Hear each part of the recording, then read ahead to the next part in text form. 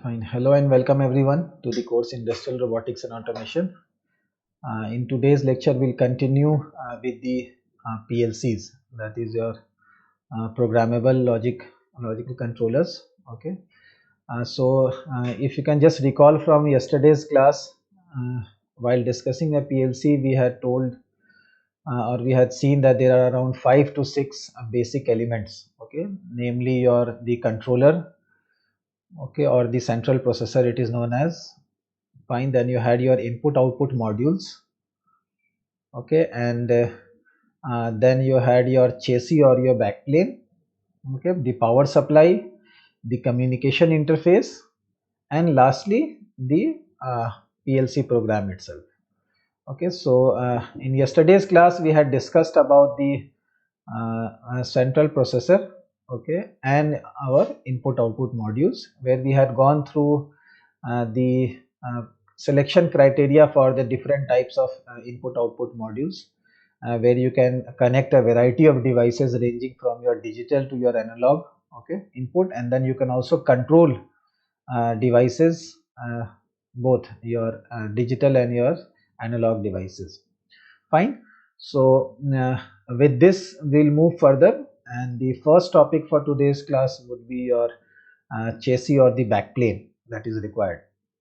Fine. So all PLCs need some method of communication between the controller, okay, and the IOs, as well as the communication modules. So you have these modules, controller is there, your IO modules are there, input output modules, and your communication modules. So there has to be some mode of communication between these three.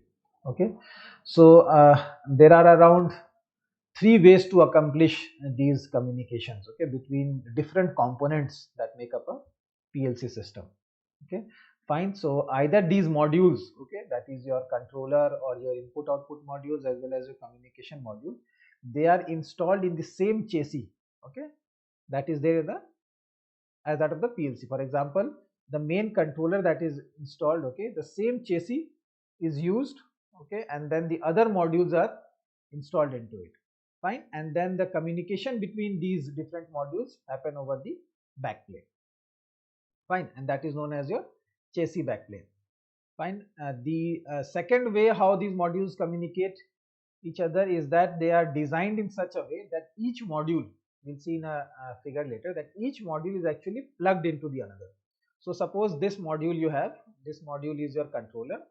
Then what is there? When you attach an input module, you are actually plugging the input module just beside your controller. Okay, then you have your another input module or an output module, you place it next, just so you just stack side by side, and each module actually plug into each other, and then this plugging actually forms your backplane. So there is no chassis here. Okay, so in the previous example which we have seen, there was a chassis. Okay, in the chassis you had your controller module which you have to insert, then you have your IO module which you have to insert in the same chassis, and then different other network interface modules, all the modules you insert in the same chassis, and that chassis backplane is used for communication.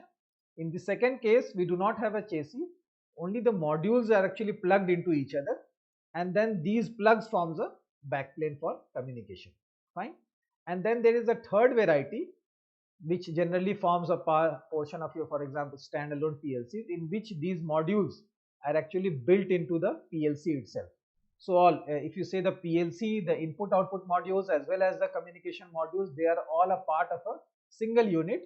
Okay, and then because all these are built into the module. Okay, fine. And a PLC contains all three: the controller, the input output modules, the communication modules. Okay, in some cases it also houses the power supply also. So they all come as a single unit. Fine, and hence they do not require any chassis or your other backplanes. Fine. So these three types of backplane or your chassis systems are there to communicate between the different modules of a PLC.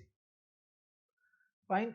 If you can see the figure here, okay, this is an example of a chassis based system. Okay, so if you see here the green color, that is a chassis, and these black, okay, these black things, they are known as your backplane connector. So you have a complete chassis in which these connectors are there. What you do, you just take a module and you plug it into it. Okay, so if you see here, These are the, for example, input output modules. Okay, some modules are vacant here, so the space is here. You can actually take the module and just insert into the chassis, okay, using these backplane connectors. Okay, so this is a basically example of your chassis system. Okay, chassis based systems where your different modules are just plugged into this chassis based system, and there they can use for communications. Fine.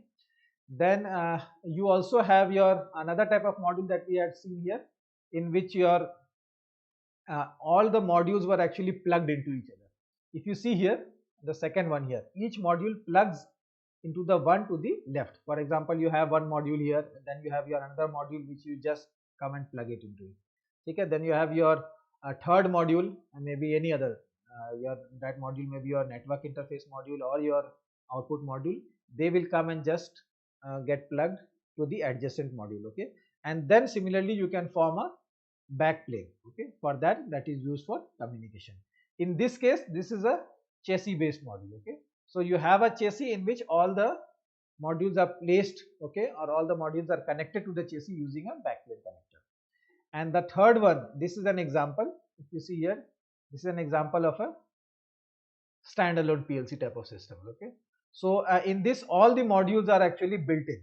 For example, you have your controller, okay, or your central processor that is there. Then you have your input output modules. They are all a part of a system, and in many cases you also have your power supply that is there. So this is a standalone type of PLCs. Okay, so these are the different forms.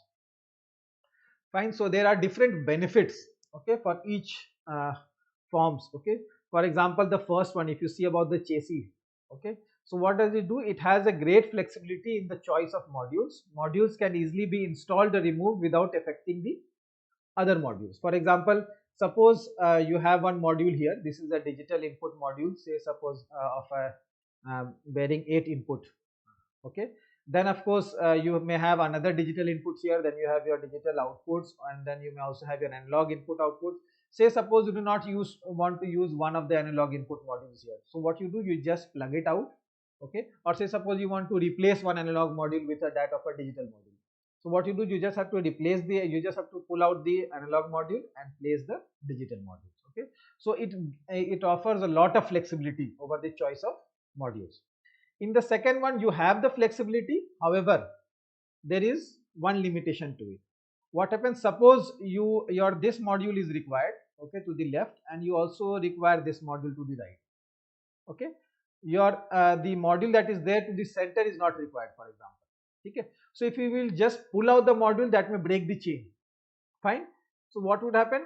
Again, the modules, although it does provide flexibility, these type of systems, but however, there is a certain limitations up to which modules can be interchanged. Okay, because that may lead to the breaking of the chain, because each module plugs into the adjacent module. Fine. And then the third one, okay, advantage is that it is low cost as compared to the other two portions. However, if you see the disadvantage, it has the least flexibility. For example, if you have bought a PLC with a say initially 8 digital inputs and 8 digital outputs, suddenly you realize that your system now requires more number of inputs. Okay, instead of 8, now your system requires say 12 or 13 inputs. Then what you have to do, you cannot use the same PLC. Why? Because this PLC was limited to your 8 inputs. You cannot add any more input modules to it, because all the input and output modules were inbuilt. Okay, so in that case you have to change the entire PLC. However, if you compare this to the earlier two, okay, then what is there? Suppose you have an 8 input module here, digital input, and now you require more than 8. What you do, you can just buy one extra module, okay, and just attach it either to the chassis system or by just plugging it into your adjacent module. Fine. So each has its own advantages and disadvantages. While the former provides flexibility, however they are costly. The latter, or the standalone type of systems, okay, they are also cheap, but then they have less flexibility in terms of the expansion of your modules. Fine. So after this, we jump on to the another component that forms a part of a PLC system, and that is your power supply. Because you have these controllers are there, these input output modules are there, you have your communication modules, something is there to power those these different modules, okay, and hence you require a power supply. Fine. So again, the power supply also comes in various forms because of the different structural form that you have seen here. For example, you had seen that the modules either had a chassis. Okay, so in that case, your power supply also comes in a form that there is a module which you directly plug it into your chassis, and your entire chassis will get powered. Okay, all the elements that is there in the chassis, be it your controller, your input output modules, your communication modules, they all will get powered up. Okay, so one case is that. Then sometimes you have your external power supplies, okay, that is mounted outside the chassis, not on the chassis, but that is mounted outside the chassis, and there you can power the next. Sometimes you also have your embedded power supplies that come as a part of a PLC blocks.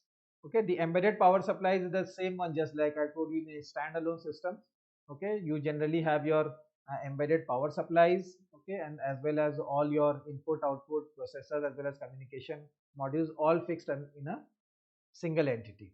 Okay, you may also have a power supply that is completely away from these modules, okay, and then you use a power cable, okay, from the power supply to power these type of the different modules in a PLC. Okay, so you have a different variety of power supplies. Why I am discussing all these things is that because when you will be visiting or when you will be going to a shop floor, apart from distinguishing your different IO modules or your interface module, you should also know where the power supply modules is, okay, or which among these modules is the power supply, whether it is inbuilt type of system or embedded system, or it is an external power supply. Okay, so these things you should know. Fine. So after these things, we also come to the programming software. Of course, there is one more component that is left, okay, and that is your communication interface. We will discuss after this.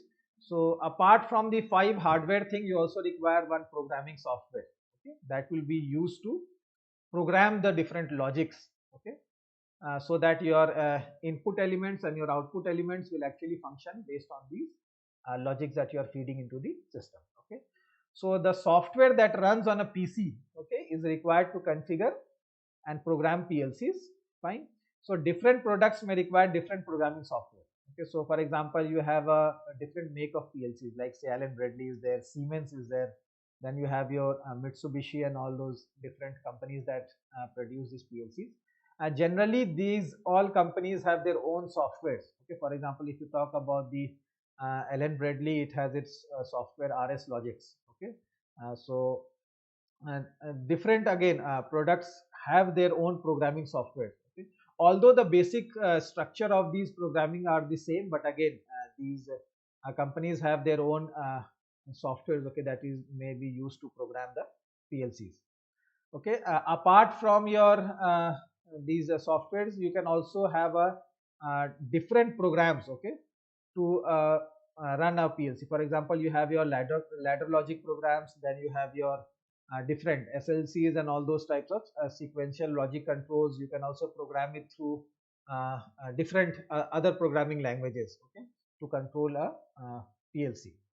Fine. So that was just a part of a program. After that, we jump onto the network interface. This is very important because see, once your all the modules, your power supply is there, controllers are there, input output modules, okay, all these things are there, even your chassis or your backplane is there. However, these all modules need to communicate between each other. Okay, so that is again done through a network interface. So most PLCs have the ability to communicate with other devices. Okay, these devices include computer that is running the programming software, or sometimes it requires to collect data from the manufacturing process. For example, all your input elements that are coming, somebody has pressed a push button, okay, or some machines or some sensors are giving data, okay, so this data has to come, okay, to the input module, and then it has to be understood by the your processed by the PLC, and before finally you take a decision.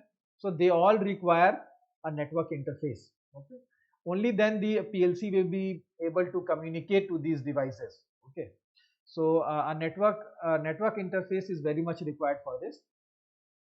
So if you see most of the modular systems, okay, allow the user to add network interface modules to the chassis itself. For example, if you see, this is a power supply, you have a controller here, okay, then you have your different input output modules or your other supporting modules, say analog input, analog output, or the digital input output modules. Same in between that, you also have your network interface module here in the form of a module itself. Fine. In some cases, the network interface is built directly into the PLC. That means your controller that is there, okay, it is built into the PLC and it will appear as a plug in the front of a PLC. So if you see here the picture to the left, that is a typical case of it. So you have a plug here, okay, but in the other cases, like most of the modular PLCs that are there, in that case you can actually place it as a different module. Okay, you can attach it just adjacent to the controller, and then all your communication interface would be done through this. Fine. So see, this is a typical control panel here. If you see of a machine, okay, then you may just be now able to identify. For example, these are the power supplies here mounted on the side of a chassis. You have your PLC controller. This is a controller. Then you have your different input output modules here. You also have your network interface. Okay. Then these are the wirings that are to be done to the input output modules. For example, you have a different sets of sensors, okay, they all has to be connected to the input module. Fine. And all your output, for example, your motors, pumps, solenoid valves, they all has to be connected to the physically wired to the output modules. Okay, so these are the wiring to the field devices, and then finally these back planes. Okay, so this is a chassis based of communication in which these modules are being plugged into the back plane. Okay, so these are the empty slots that you can see, that black colors. Fine. Now you should know that when we use the term PLCs, okay, the PLC only forms a part of a control system. Okay, apart from the PLC, okay, there will be other systems. For example, you may have your networks, operator terminals. Okay, so they all will be, for example, the different. You may have some remote controlled IOs. Okay, somewhere different. Then you may have your operator data, for example, all your SCADA systems, okay, where you have your supervisory control analysis and all this data acquisition, all these things. So you can actually feed in some data to the PLCs, then the PLC will take some decision. You may have some display devices as well as your control elements. So they all actually form a part of a control systems. However, this is the entire control system. PLC is only a part of that. Okay, fine. And even when we say the word PLCs, actually the PLC consists of your controller, input output modules, network interface modules, okay, as well as your communication modules. They all form a combined part of a system. Fine. Now, once our discussion to all the hardware components of a PLCs are done, we will be concentrating more on the PLC programming part. Okay, so let us start PLC programming. So every PLC has associated programming software that allows the user to enter a program into the PLCs. Okay. Software used today is either a window based mostly and can be run on any PCs. Okay, fine.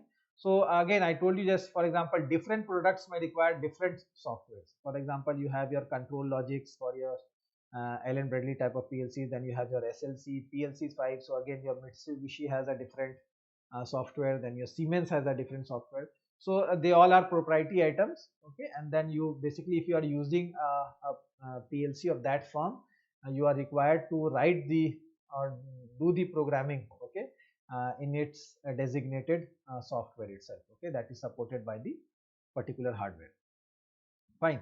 So before a PLC can perform any control task, see, right now whatever we have discussed, it was only the hardware elements. So for example, you have connected a set of input control elements to the for example, input module, then you have your output module that is connected to your output elements that are connected to your output modules.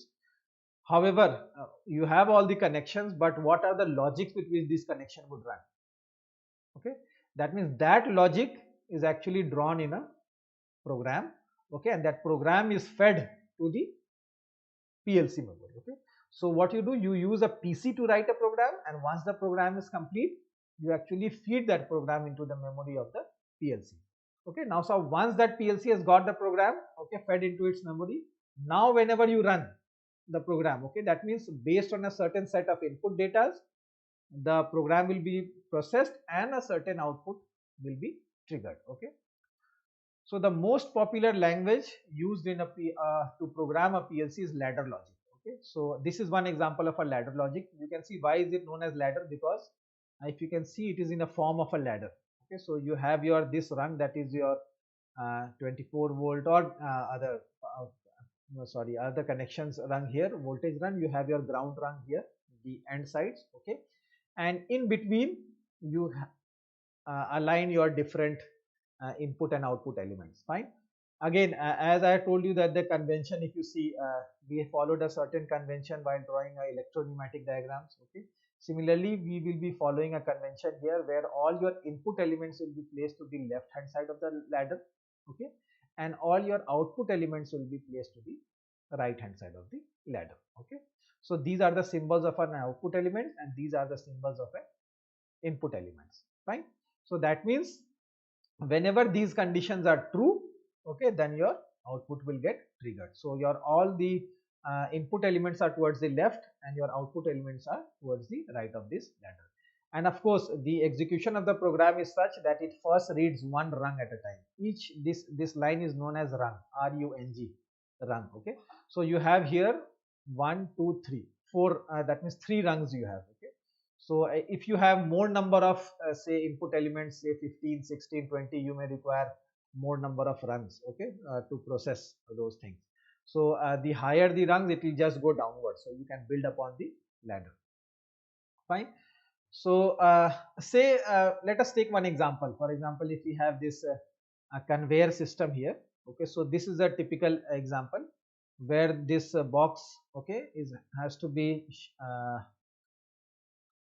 moved, okay, through a conveyor. So what I will do, whenever I will be placing a box to this part of the conveyor, okay, then this is a sensor here that senses the conveyor and it starts the motor. Okay, so this is a motor, it will start running, and whenever it has reached towards its other end, okay, then again you have your this sensor that actually senses whether this object has reached the end position of that or not, and then you can stop the conveyor. Okay, so say this is a just one simple example. So to execute this using a PLC, see, we can see here that this is the PLC box here. So you are having a power supply, a controller, input output modules. Okay, then you have your communication interface and all those things here. Okay, so now do you think that will this suffice? So you have bought a PLC, you have a system. Okay, what you need to do now, you need to identify what are your input devices in this case and what are your output devices in this case. For example, in this case, if you see, these are the sensors. So these are the input devices. So what you will do, you will wire those input devices physically to your input module here. Fine. Similarly, your this motor, conveyor motor, that is required to run the conveyor. Okay, your motor is your output here. So what you need to do, you need to connect this output device to your output module here. Okay, now once this is done, okay, will you be able to control this? Anyone? Will you be able to control once I have wired everything here? How would the PLC know that when this block is, or how would the system know, this entire conveyor system, how would it know that whenever you are placing a block here, it should start? Because right now what you have done, you have just taken this system, okay, and you just have made the connections diagram to the input module and to the output module. For example, whenever some box is placed here, this sensor will detect, okay, the box here, and it will give a signal. Say suppose it will give a signal if it is running on a 24 volt system, so it will give a 24 volt, and then that will come here into the input module, and then using a whatever is your, for example, your input data card, that system will be processed, okay, and then it will be fed to the processor. Now what? Once it is fed to the processor, how will the processor know that, okay, once your the box is detected here, it should run the motor? Okay, so that logic you have to make. Okay, you have to make a program for that in a system, and you have to feed that program into the PLC. only then the PLC would able to recognize, okay, once the system is recognized here, you got a signal, your to the input module, your input module connected it to converted into the digital data, gave it to the PLC. Now your processor knows, okay, against this input, say I got an input here, for example here in this case, so you have one input here, and that input is, say, suppose sensor 1, and you have your one output here, that is your motor 1. So what would be a say suppose whenever sensor 1 actuates, that whenever it gets triggered, okay, that means the PLC will say that your logic is such that when something is detected by sensor 1, your conveyor motor should start. That means this logic, okay, that is your ladder logic or your PLC program, will process that signal, okay, in the processor, and it will trigger an output. Okay, now this output or this decision will get communicated to the output module, and that output module is again physically connected, how? Hardwired to the motor. Okay, and then your motor will start to run. Okay, okay, resulting in this block to move in this direction. Fine, so it will start moving. Right, now the moment your block comes here, again your this sensor detected, okay, that this block is here. It sends the signal to the input module because it is connected physically through a wire to this module here. Fine, so how is that done? If you can just recall, like, see, say for example this is how you connect this. Finally your sensor is connected like this finally to this end of your input module here. So that means in this module you will be getting, say, plus 24 volt if that system is working on a 24 volt system. So whenever it detects the part, you get a 24 volt system here. So that volt is again because of this converter that is there in the input module, that gets connected to a digital signal here, and that is understood by the PLC. Fine, and then PLC will again process this program here. Okay, and then finally it would tell the motor to stop. Okay, once that is stopped, then this decision is actually communicated to your output module.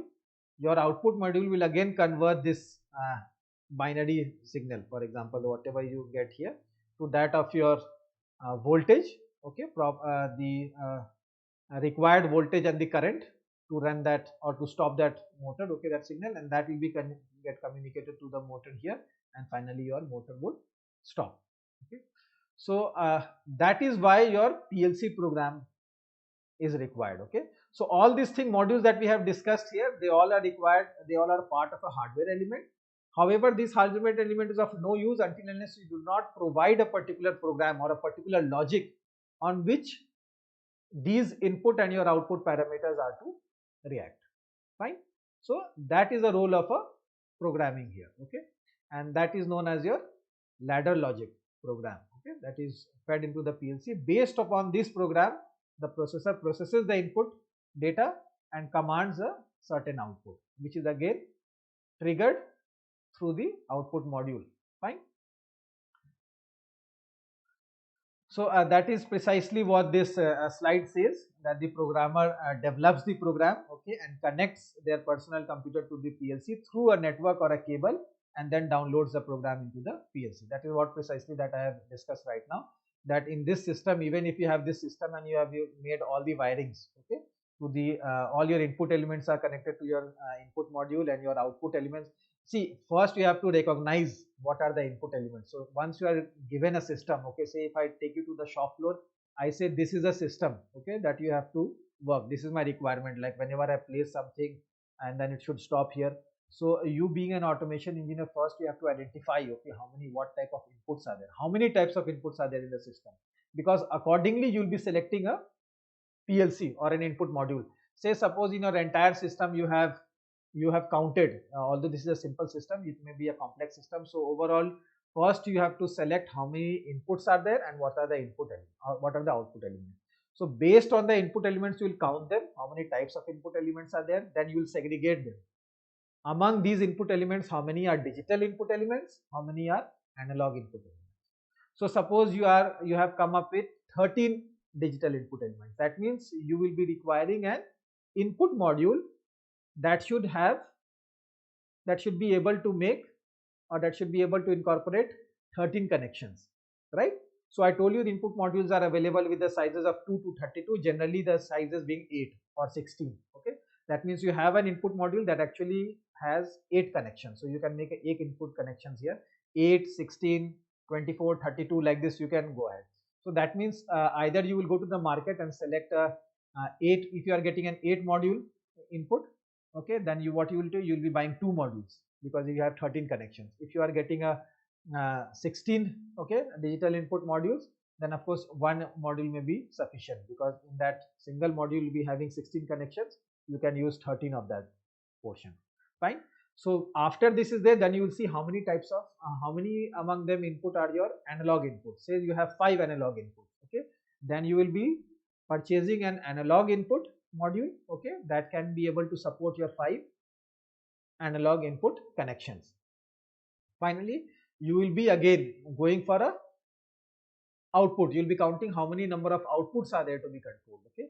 Then based on the output, again you will segregate them. How many of them are digital input? Suppose you have to switch on a light, okay, or simply just switch on and off a motor, then that falls under the category of digital input or digital output, so that you can easily connect them to the digital output module. Somewhere you have to regulate the speed of a fan, or suppose you have to open or close a proportional valve, okay, then that again falls under the category of analog output. So you have to purchase a analog output module for that to connect those devices to an analog output. Once you have your input output modules, then you will be selecting a PLCs, okay, a particular PLC depending upon what are the frequencies. You can choose a 16-bit PLC or a 32-bit PLC depending what type of resolution you want from your. Yesterday I had discussed about the input output module as to your resolution was the first part, okay, and the second part was sampling frequency, okay, that was required, how precise you want and how fast you want your data to be processed, okay. So again you will be selecting a PLC for that, and then similarly your network interface and those things will be there, okay. So once that is there and you have this system, okay, finally after these both are there and you do all the wirings, all input elements are connected to the input module hardwired, and all your output elements are connected to your output module. Even after doing this, the work is not complete, okay. Then the most important part comes. What? How are you going to process these inputs and your outputs, okay, and for that you have to build a PLC program. So for that, what you will use a system, okay, a PC, where you will be writing this program, okay. It is known as a ladder program because it is in the form of a ladder, okay. Say suppose you had your 13 inputs. Now with input number 1, what type of output you want to trigger, whether you want to switch on a fan or whether you want to switch on a proportional valve, okay. So all those things you will be writing a logic for that, okay. So the logic is such that on the left hand side you have your all the input elements, you will make all the different combinations. So say suppose you want to make an AND connection or an ON connection, so you will be writing the logic for that, and similarly you will be executing a particular output. That entire logic you will build, and that logic you will be actually transferring it to the, or you will be downloading it into the PLC, that is the processor of the or the controller, okay.